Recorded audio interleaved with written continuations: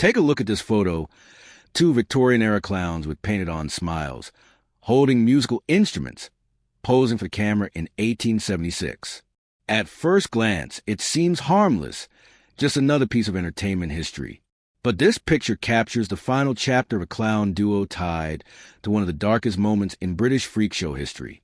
What happened during Choke and Chuckle's last performance wasn't forgotten because it didn't matter. It was buried because it was too disturbing for Victorian society to accept.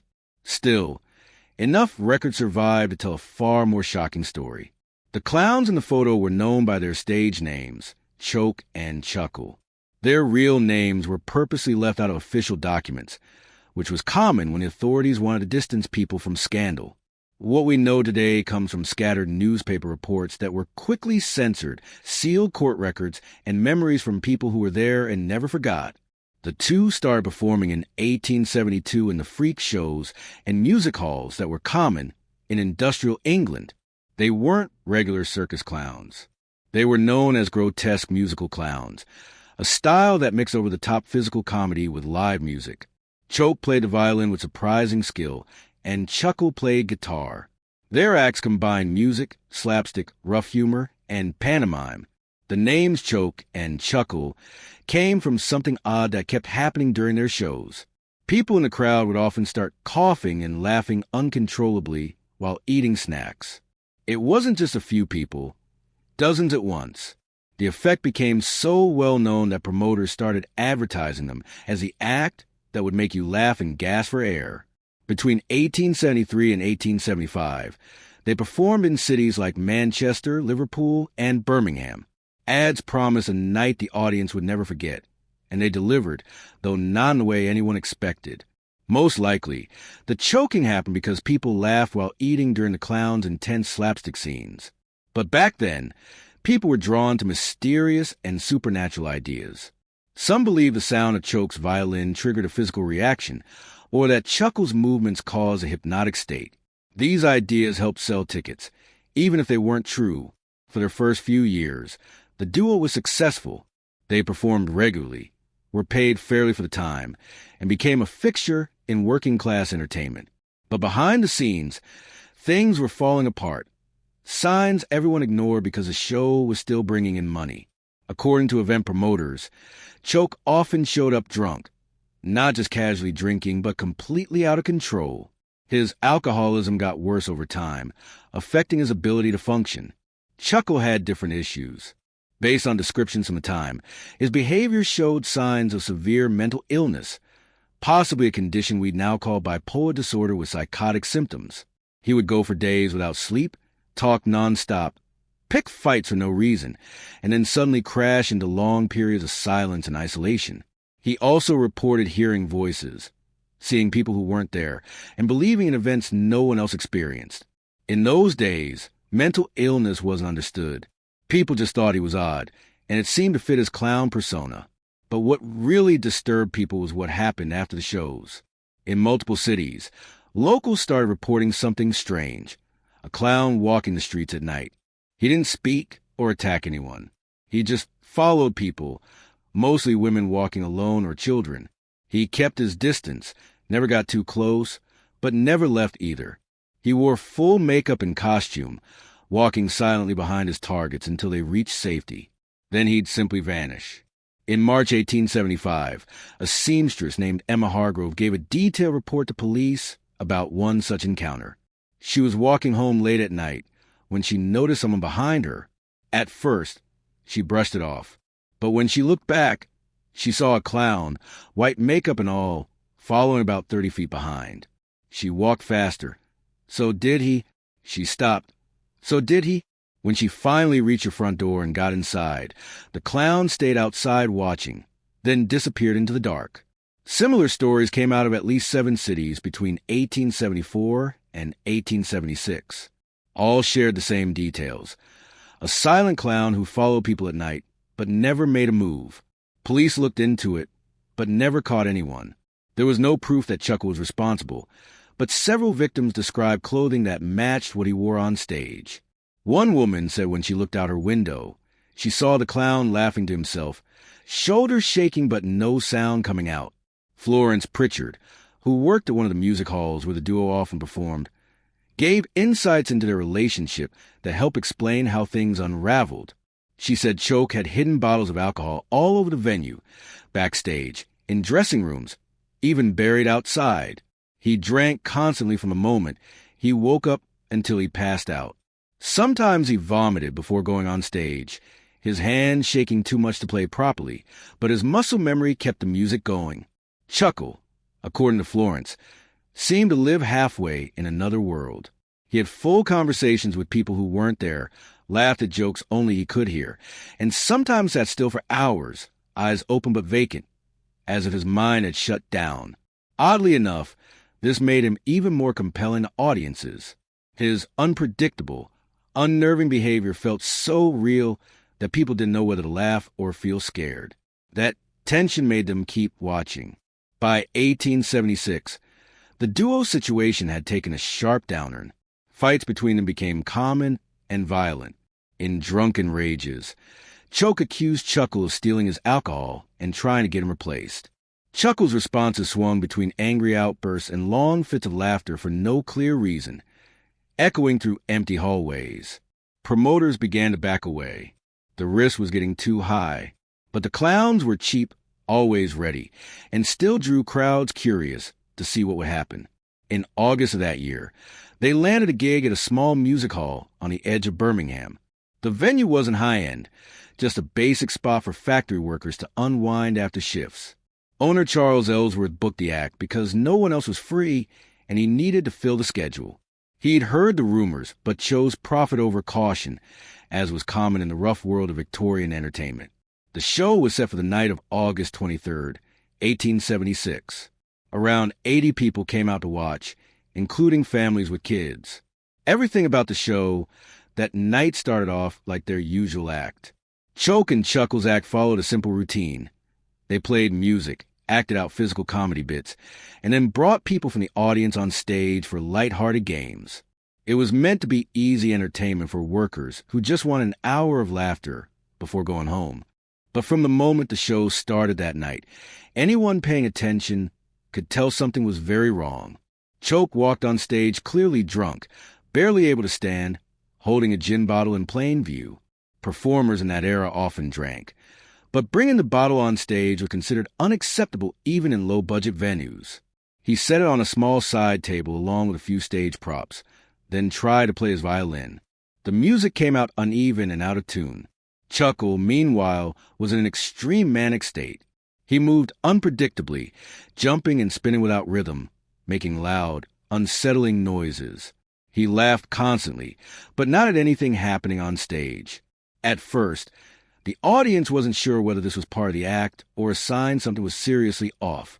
Between songs, Choke kept going back to the bottle, taking long drinks that made his playing worse each time. His words turned into muttering and swearing that people in the front rows could clearly hear. Chuckle stayed in his own world, feeding off a kind of chaotic energy that had nothing to do with the show.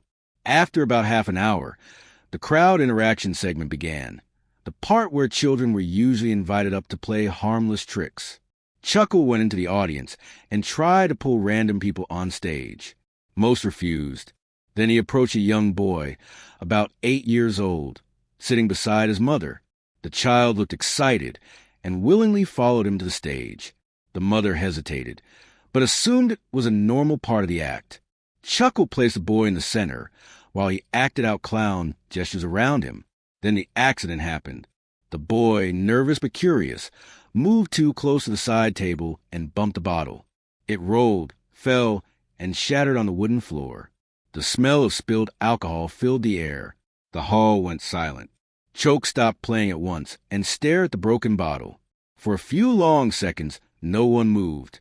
Then Choke dropped his violin, walked straight toward the child, and in a burst of rage struck him. These were not stage hits. They were real, forceful blows delivered by an adult man to a child. The entire audience stood at once, shocked. Many froze, unable to understand at first that this was not part of performance. Men started running toward the stage, but they were too far away to stop the first attacks. Chuckle did not react like a person witnessing violence. He began laughing harder, clapping, and acting as if this was some kind of performance highlight. He moved around Choke, and the boy like he was presenting a show to an audience only he could see. The child was seriously injured within seconds. By the time audience members reached the stage and restrained Choke, the damage was already beyond help.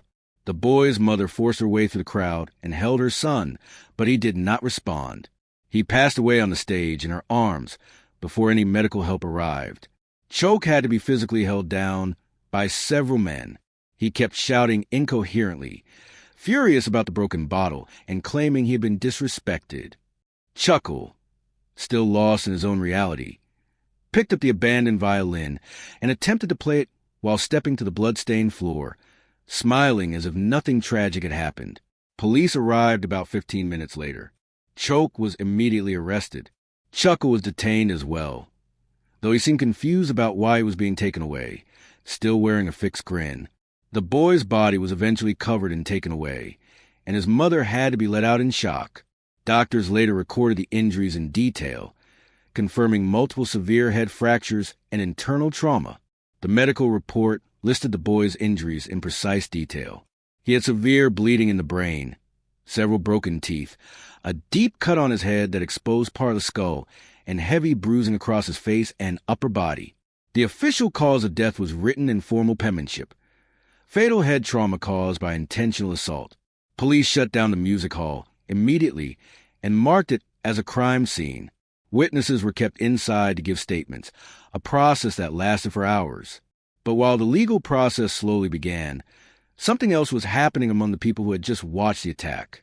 They were experiencing what we would now recognize as collective psychological shock.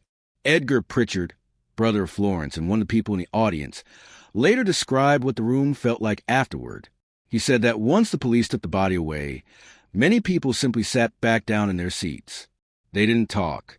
They didn't get up to leave. They stared at the empty, blood-stained stage as if they were frozen. Some cried quietly. Others shook uncontrollably. Children clung to their parents. No one could process how something so violent had happened in a place meant for entertainment. The trial for Choke and Chuckle took place 6 weeks later in Birmingham. Choke's lawyer claimed he was so drunk that he didn't know what he was doing. Chuckle's lawyer argued that he was mentally incapable of understanding reality due to long-term psychiatric illness. But the prosecution had one thing that couldn't be dismissed: nearly 80 eyewitnesses who had all seen exactly what happened. The prosecution argued that Choke committed deliberate murder with extreme brutality against a defenseless child. Chuckle, despite his mental state, was also held responsible. He knew his condition, chose to perform, and did nothing to stop the attack. Instead, he continued acting as if the violence was part of the show. Under Victorian law, mental illness was not considered enough to remove legal responsibility, so he was found guilty as an accomplice to the killing. The jury found both men guilty of first-degree murder. Choke showed no reaction when the verdict was read. Chuckle kept smiling, seemingly unaware of the situation. The judge spoke for nearly 20 minutes, condemning the crime as depraved, and saying the law had a duty to protect the public from people capable of such acts. Both men were sentenced to death by hanging, the maximum punishment at the time. Their execution took place in October 1876 at a prison outside Birmingham. Public hangings had already been outlawed, so only officials and a few journalists were allowed to witness it. Choke was executed first at 8 a.m. and died instantly. Chuckle was hanged shortly after. Even in his final moments, he appeared confused, smiling and mumbling about the next show, as though he didn't grasp why he was there. The music hall where the murder happened never reopened. The owner, Charles Ellsworth, tried to sell the building for months, lowering the price again and again, but no one wanted it. The place had become a symbol of tragedy, known everywhere for what took place on its stage. Eventually, unable to keep a building that no longer brought in any income, Charles Ellsworth sold the property. The old music hall was torn down in 1880. The wooden remains were burned, as if destroying the place could somehow erase what had happened there. The land sat empty for decades. No one built anything new on it. People in the area avoided walking past it, especially after dark. Locals claimed they heard strange things at night. Clown laughter drifting through the air, violin music that didn't match any known tune, and the sound of a child cry in the distance. The location became known as Cursed, a blank space on the city map filled with unspoken fear. The boy's mother never recovered from what she witnessed. Church records show she was admitted to a mental hospital 3 months later, diagnosed with what doctors at the time called melancholy with manic episodes, what we would now understand as severe depression and PTSD. Newspapers quietly stopped covering the case. Editors were reportedly visited by police officers who advised against further reporting in the public interest. Families of witnesses were also urged, sometimes pressured, not to talk about what they had seen. Over time, the story was pushed out of the spotlight and sealed away in court records. But for those who had been there that night, it never went away. They passed the story on in whispers to their children, who told it to theirs. The facts blurred over generations. In time, it became local legend. Some versions claimed the clowns were demons. Others said they had harmed dozens of children across multiple towns. Some believed the boy's blood was cursed. The truth, revealed decades later when the court records were unsealed in 1926, was far less supernatural, but far more disturbing. It was the story of 2 men with serious issues, one consumed by alcoholism, the other battling severe mental illness, who were allowed to keep performing long after the warning signs were obvious. It's a story not just about them, but about the society around them, a society that ignored danger signs, prioritized profits, and let serious problems go unchecked. Choke's addiction and Chuckle's unstable behavior were visible to everyone, yet nothing was done. They performed for crowds that included children in an industry with no mental health checks, no substance abuse controls, and no protection for the public.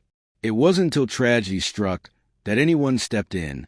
If the story unsettled you, if it raised hard questions about entertainment, memory, and responsibility, that's not a bad thing. That reaction matters. It means something's working inside you. These stories shouldn't be told to shock, but to help us understand what went wrong and how to stop it from happening again. They remind us that tragedies don't just happen. They're the result of neglect, silence, and systems that fail the people most at risk. If you want to keep uncovering forgotten chapters of the Victorian era, stories buried in archives, hidden in photos, or erased from public memory, consider subscribing. There are still many more images left in the dark, each one with a story that official history tried to leave behind. The tragedy of Choke and Chuckle isn't just a disturbing footnote in entertainment history. It's a reflection of how society once chose to look away from what was clearly broken. Their story is not only about a violent act on stage. It's about everything that led up to it. The missed warnings, the ignored behaviors, and the blind spot of a system that put performance ahead of people. We often think of history as black and white, facts on paper, dates, and outcomes. But this story shows something more. How trauma lingers in memory even when institutions try to erase it. The music hall was torn down, the record sealed, and the press silenced, but the memory lived on in whispers. It turned into legend not because people wanted fantasy, but because they needed a way to make sense of something so senseless. What happened in that Birmingham hall in 1876 was not inevitable. It was preventable. Choke was visibly spiraling. Chuckle's mental health was declining in plain sight. People around them noticed, co-workers, venue owners, audience members, but the show kept going. Why? Because it sold tickets. Because no one wanted to ask hard questions. Because spectacle was easier to manage than reality. That's what makes this story important. Not just for its shock value, but for what it reveals about the consequences of denial. It's a reminder that entertainment isn't separate from the world around it. It's shaped by it, and it reflects the values we choose to uphold or ignore. Today, we talk more openly about mental health and substance abuse. We have more tools, more understanding, more protections. But the past matters, not just to learn from, but to recognize the cause when society fails to act. The story of Choke and Chuckle is tragic, yes, but it's also a warning, a lesson about accountability, about human fragility, and about the danger of staying silent when something is clearly wrong.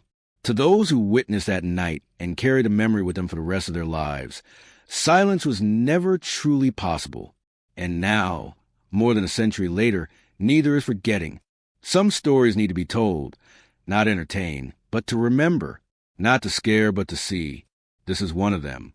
Some stories need to be told, not entertained, but to remember, not to scare, but to see. This is one of them. Because when we remember the forgotten, we restore the truth.